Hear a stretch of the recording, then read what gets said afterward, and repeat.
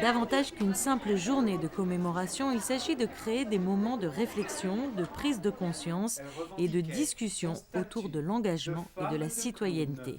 Entre histoire et mémoire, la pièce Effroyable jardin de Michel Quint met en scène des personnages aux relations riches et complexes. Effroyable jardin s'adapte particulièrement bien à cet événement puisqu'il retrace un événement de la résistance dans le nord de la France et avec bien sûr évocation des SS, des camps de concentration à la fin du récit et puis aussi des enfants déportés.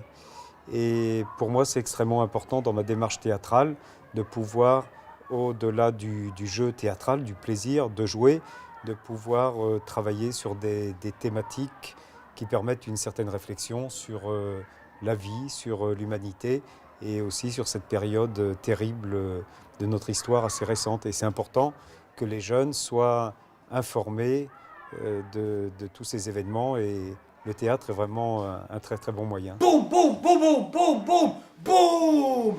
Est-ce qu'on dit d'habitude? Feu d'artifice et tout le tremblement. On s'est dit, ça y est, c'est fait. Au total, ce sont 418 élèves des établissements privés et publics de la Principauté qui ont été les témoins privilégiés de cette œuvre. Des actions de sensibilisation qui seront menées jusqu'à lundi en Principauté. Juste en évitant de prendre des précautions. La direction de l'Éducation nationale est particulièrement sensible au fait que la mémoire, l'histoire, l'engagement sont des valeurs d'humanisme à défendre, à présenter et surtout à faire en sorte que les élèves se les approprient. Être citoyen à l'heure actuelle, c'est s'inscrire dans une histoire et le devoir de mémoire est l'exemple le plus pertinent de cette histoire.